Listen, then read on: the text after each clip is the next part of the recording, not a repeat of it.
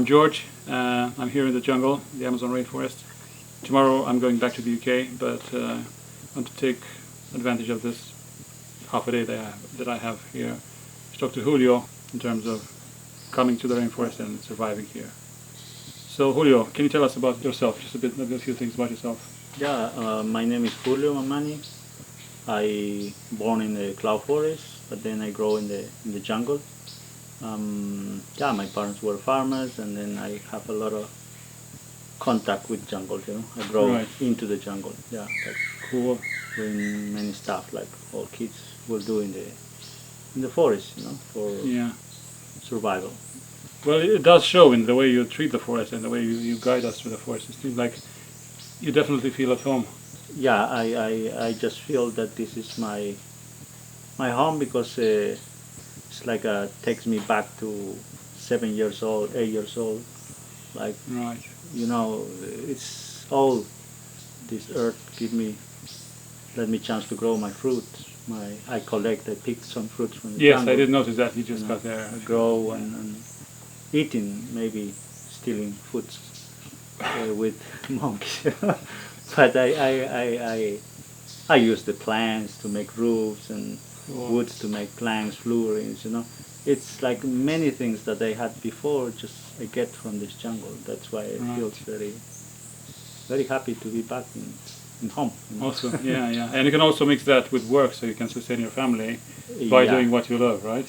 Yeah, it's that I never expected that when I was kid, because usually my classmate after high school, you don't expect to be a guy or be some professional, because most of us just go farming again, but it's sustainable. It's just for food. Right. Farming Yeah. for subsistence farming and gold mining. I don't know, all the collecting Brazil nuts. Yeah. All these activities. You never expect like to be out, because all my classmates, this is what we go, most of us. Right. But then when I become a guy, I feel like, okay, I was already in the university when I was kid, because my mom was teaching me using plants and for us, when we get sick. And now that I am a guy, it helped me a lot, because I'm using what I learned when I was kid. Yep, that's perfect. Yeah. That sounds so great. You did mention that you briefly worked in the mine as well. How was that? Yeah, it's. I think the experience in the mining, it wasn't that interesting for me. Of course. I wanted something like to grow, to learn. Yeah, you do like every day a lot of physical works, but it's not like that exciting. Like people just go out, spend the money, and then back.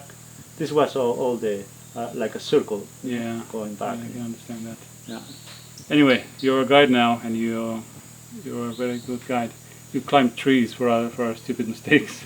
You jumped into the water at 5 a.m. to get a canoe. That was I don't know many people who do that. So yeah, I really appreciate that. Cool. Let's talk about a few tips for people who want to come to the jungle so they can survive the jungle.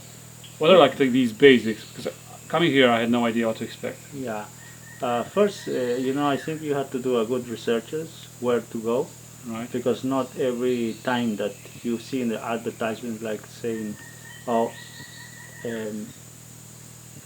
eco lodge, ecotourism, not all this signing will be a true practice. Right, Many people just will take advantage of this just because it's fashion work, and they will use it. Which it's a trendy word. I don't like this, because I would like the guests to really go to the right places, but not just to help also to the jungle or people that are working with this. Then the tips will be like get better information, and then many people sometimes they don't want to have a guide, but I think to have a guide is important, especially if it is a local guide, because you can see more things that maybe you can make it talk more the jungle. Sometimes also will be for your safe, for your security, of course, and also with a responsible guy, you can just it's not to be a guy to say yes to everything. Also is to teach Yeah, sure. teach the guests, because it's not sometimes keeping in the groups, walking in front, trying to to share information with different interests of Right. people. But this will depend. If you come in a group or you come like a private, I can just follow the interest. But if this in a group, you have to be more carefully working, because everybody wants to have the attention. Right, Yeah. right. You're right about that. Mm-hmm. So let's say just basics. What do you wear in the jungle? What I will suggest, this is what I like. Look at me, my t-shirt. Yeah. I don't know, you notice all these days when I go to the jungle, even if I don't have a good one camouflage, Right. I will try to use dark clothes, Right, you know, right, like makes yours. I like the colors. Of Colors that this. blend in, basically. Yeah, yes. yeah, blending, very important, because you want to see wildlife, you don't want to scare them. Of course. It's very important to have a camouflage colors, Cool. and then and you can enjoy more, and also it can help you to have more chance to see the animal Yep. there. And also it's important to keep distance of animals, because not to scare them, because Or not to risk being exposed to angry animals, yeah, right? yeah. Yeah. How about covering yourself? I see people that go like in a t-shirt and in short trousers. Do you think it's important to cover yourself? Yeah, it depends how long you will walk, how far you will go. Also, it's very important. That's why I say like all this Amazon, it won't be. It could be different. You know, depends Yeah. where you go. Cloud forest, high forest, dense forest, swampy area, secondary forest. All will depends in the moment, Where or you know are. where you are. And then of course it's important for ants to target the pants inside of a longer socks maybe, Right. or using rubber boots, long sleeves, you know, and yeah, to protect, because sometimes you are far, and I say like sometimes when you're far you have to be careful, because you're not close to cities in case something happens. You have to be very carefully, you know. It's not just like I'm a man and I can do it, everything. I've No. seen that. Yeah, no, no. When you are working, and also with visitors, I think you have to pay attention all these little things. You know? Right. Mm-hmm. So what do you carry with you all the time? I've seen you have a medical kit. Yeah, I have my medical kit, and You have water. I have water. Quite a lot of it, actually. Yeah. 'Cause we ran out of water a couple of times, and that wasn't Yeah, I pleasant. have a bandit in case something happens. Right. And it's important to carry a machete. Of course. A Yeah. machete, because in case something happens, if you are in a group, I can cut the sticks and use some clothes or binds. We can carry Right. people, help, find a way. Machete is very important, very useful. You know. Yep. Yep. Right. And it's important for people to know where you are, right? So when you sign out, when you go out into the forest, you need to let someone know that you're in so and so place. So just in case something happens, you don't come back in 24 hours or so. Yeah. So people come back for you. Yeah. But let's say this fails and you get lost. How would you approach it? Let's say you find yourself in a very unknown part of the forest. There's no tracks, there's no trails. Yeah. How do you get away from that situation? Usually when you feel you get lost, you know, when you know that you are lost, it's important to mark the place that you were lost. Right. Yeah, because otherwise you will get lost more, but maybe deeper or farther. Because you get lost, you can just count 2 kilometers, 1 kilometer, and you know that 1 kilometer is the trail somewhere Right. there. Right. And it's important to mark this place, and then from this place making a better mark, trying to explore the area.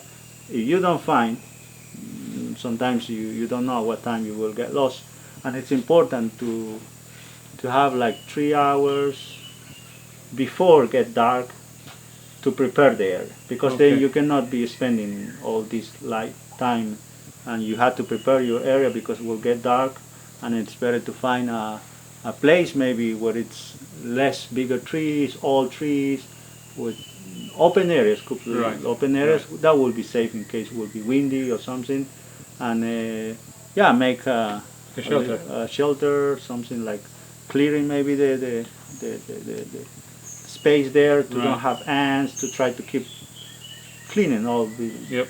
very clean, you know. Makes You sense. can make a fire.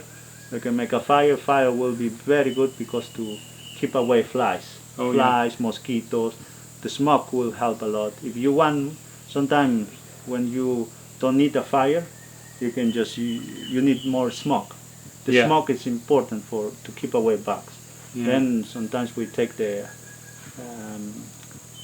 termite nest. Oh, really? You burn this, and this produces a lot of smoke. Okay, I didn't know and that. this will be good to keep away all the flies. Right. And then you can spend. Of course, it will be dangerous. You can make like shelter or something like a little higher. Yeah, it's. Right, makes sense. So let's say you find yourself lost and you meet an animal in the forest. Yeah. Jaguar, I don't know, big cats, small cats, whatever, like dangerous animals. How do you avoid getting harmed by an animal? All will depend on the situation, but of course, the first moment you just don't have chance to maybe to hide, to escape. It's better just to stand there, and maybe you have machete to cut some very quick some long sticks, and then keep it in a group. Because when you are many, you will show bigger body. And then you can try this, then run, because it run maybe some of them will follow, will catch. Of course, many of them maybe can run away, but one of them will be especially catch, especially cats, as far as I think animals, for me, they can feel the sense of fear. Right. Sometimes as soon as you show, but it's difficult to keep. But I think it will work when you're in a group. Right. They are more of this, you're more comfortable.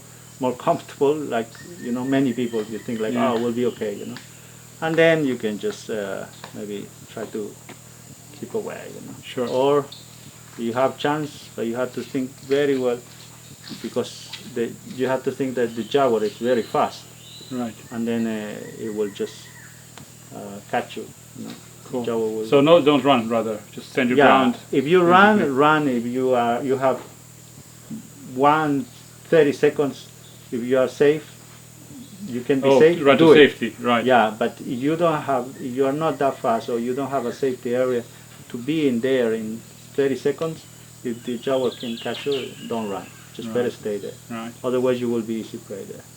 Cool. So we've covered how to deal with like a big animal, but what if you get stung by a spider, as I got, or by a bullet ant, or bitten by a snake? Yeah. It's probably more dangerous than a big animal. Snakes will be more dangerous. Spiders, it depends, because all the bodies cannot recognize the venom the same way. Some people could be allergic, and sometimes people just from mosquitoes can be very, That's why it's important to have all the information of the guests before they will do the excursions. Then we can just check all these things. Or if it's too dangerous, they can take their own vaccination, something like to, But it will be a snake. You have to, just from the moment that you get bitten, or any spiders, anything, you have to try to identify the species. Oh, so what bit you? What bit you, That's very important, Sometimes we don't care of this, and then how in the hospital doctor will work, he doesn't know which type of venom is this, It's important to write, and then write the symptoms, take the pulse, and write the symptoms, and then you try to don't move much, because when you do movements, the blood runs more, and then the venom will just go faster, Yeah. It's the idea is just to move and back, take to the hospital, Right. But in case spiders, all this, you can use some maybe try with some medicinal plants, but better always to run to the hospital. Yeah, makes sense. That's the best option. Yeah, if you have it, of course. Yeah.